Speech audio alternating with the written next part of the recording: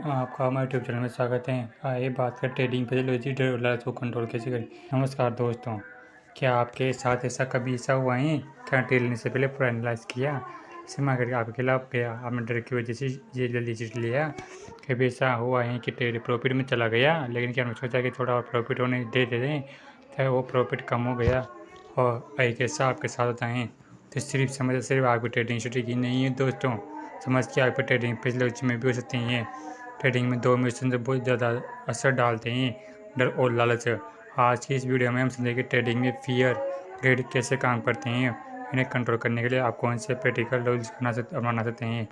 Trading पिछले भी क्या हैं, समझते हैं ट्रेडिंग पिछले आगे होती क्या है। तो पिछले का मतलब होता है कि मार्केट में ट्रेडर से पहले आपको थॉट, इमोशंस और रीजन को किसी तरह प्रभावित करते हैं। चार्ट से सबके सामने एक ऐसा होता है, लेकिन एक ही चार्ट देख दो ट्रेडर बिल्कुल डिसीजन ले सकते हैं। इस प्लान के हिसाब से ट्रेड करेगा तो डर या लालच में डिसीजन बदल सकता है। ये ट्रेडिंग स्पेशलिस्ट का हिस्सा है, अपने इमोशंस को कंट्रोल नहीं कर पाते, अच्छी स्थिति के होने के बावजूद भी अलग डिसीजन हो सकता है। नंबर 1, ट्रेडिंग में डर के किसी नुकसान को कर सकता है। मान लीजिए आप किसी स्टॉक में एनालाइज के बाद एंट्री ली, ट्रेड थोड़ा प्रॉफिट में गया, लेकिन अचानक मार्केट नीचे आने लगा, आपको डर लगा कि प्रॉफिट भी चला जाएगा, जल्दी से ट्रेड स्टिक कर लिया। कुछ देर बाद स्टॉक फिर से ऊपर चला गया, अब आपको पछतावा होता है कि काश मैंने थोड़ा वेट किया होता। इसे समझना बहुत ज़रूरी है। आपको कई बार अपने प्लान के खिलाफ बाहर निकालने का मजबूर कर सकता है। ये नहीं कि ट्रेड को ज़बरदस्ती होल्ड करना चाहिए, ये तरह से तय करना चाहिए कि किसी पैसे में एग्जिट करने, यानी कि इसे मार्केट के समय नहीं, मार्केट से पहले बनाए। नंबर 2, लालच कैसे नुकसान करता है। अब आगे दूसरे बड़े इमोशंस की ट्रेडिंग लालच है। मान लीजिए आपने किसी स्टॉक में एंट्री ली, ट्रेड प्रॉफिट में चला गया, टारगेट था 110 का, प्राइस 110 पहुँच गया, आप सोचते हैं अभी और ऊपर जाएगा, 120 तक जाएगा, एग्जिट कर नहीं करते।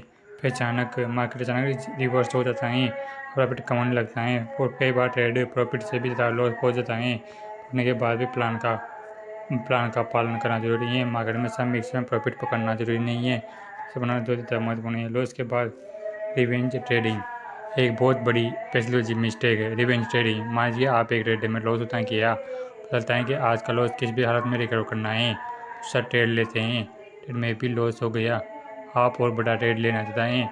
ऐसे सिचुएशन खराब हो सकते हैं कि आपका डर डिसीजन पर नहीं, इमोशन बता देते हैं। सही के लिए एक सिंपल रूल बनाया जा सकता है। आप लगातार ट्रेड गलत हो रहे हैं तो ट्रेडिंग रोकिए, ब्रेक लीजिए, ट्रेड को रिव्यू कीजिए और फिर तय कीजिए गलती कहाँ हुई और ये फिर कैसे बचें। ट्रेडिंग में एक इमोशन बहुत परेशान करता है दोस्तों, ये फिर यानी फियर ऑफ मिसिंग आउट। मान लीजिए स्टॉक अचानक तेजी से ऊपर जा रहा है, आप बताएं अगर आप भी एंट्री नहीं ली तो मौका निकल जाएगा, बिना प्रॉपर एनालिसिस के तुरंत बाय कर देते हैं। लेकिन एंट्री के बाद स्टॉक गिरने शुरू हो जाता है, धीरे हालांकि मार्केट में अपॉर्चुनिटी हो जाती हैं, छोटी जाने से कोई ख़त्म नहीं हो जाती, इसलिए ट्रेड मत लीजिए। आपको लगता है मैं मौका निकल जाएगा तो सेटअप आने प्लान के हिसाब से नहीं, ट्रेड छोड़ देने पर भी एक डिसीजन नहीं। नंबर 5, ट्रेडिंग फिजिलिस्ट को कंट्रोल करने के प्रैक्टिकल रूल्स। अब सवाल फिर और ग्रेड को कंट्रोल कैसे करें। Health rule number 1, trading plan बनाइए, ट्रेडिंग लेने से पहले entry, stop loss, exit strategy तय करें। दूसरा और 2, रिस्क तय करें, रिस्क ना लेके एक ट्रेड की लॉस आपकी पहले खराब दे। रूल नंबर 3, ट्रेडिंग जर्नी बनाइए, ट्रेड को लिखिए कि एंट्री क्यों ली, एग्जिट क्यों किया, एक गलती हुई, आपका इमोशन क्या था। कुछ समय बाद जब आप अपना जर्नल लिखेंगे, आपकी अपनी ट्रेडिंग गलतियाँ दिखाई देने लगती। रूल नंबर 4, लॉस को ट्रेडिंग का लिसा हर ट्रेडिंग प्रॉफिट में नहीं जाएगा। कट ट्रेड का मतलब ये नहीं कि आपकी पूरी स्ट्रेटजी खराब है, लेकिन लगातार एक जैसी तो गलती दोहराना समस्या होती है।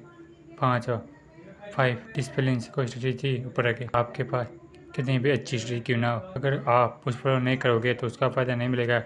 सिर्फ मार्केट को समझना जरूरी नहीं है, खुद को समझना जरूरी। फाइनल मैसेज, तो दोस्तों ट्रेडिंग में सबसे बड़ा मुकाबला कई बार मार्केट नहीं खुद के इमोशन से डरता है। आप जल्दी एग्जिट कर सकता है, आपको ज़्यादा रिस्क लेने तो मजबूर कर सकता है, या फिर आपको बिना प्लानिंग के एंट्री कर सकता है। पर इवेंट ट्रेडिंग नुकसान से बढ़ सकती हैं। ज़्यादा ट्रेडिंग में आपका सबसे बड़ा सिर्फ आपका पैसा नहीं, आपका डिसिप्लिन है भी है। प्लान बनाइए, रिश्ते कीजिए, ट्रेड को रन कीजिए। बात है इमोशन में आकर ट्रेडिंग डिसीजन लेने से पहले भी बचिए। आप पसंद आए तो वीडियो को लाइक करें। Stock market option trading, mutual fund और एजुकेशन वीडियो के लिए चैनल को सब्सक्राइब कीजिए। केवल एजुकेशनल इनोवेशन पर्पज़ के लिए स्टॉक मार्केट ट्रेडिंग में रिस्क होता है। कोई भी फाइनल डिसीजन लेने से पहले अपने रिस्क कैपेसिटी परिस्थितियों का मूल्यांकन करिए। अपने नेक्स्ट अपडेट में तो इसी तरह डिसिप्लिन के साथ आगे बढ़ते रहे। धन्यवाद।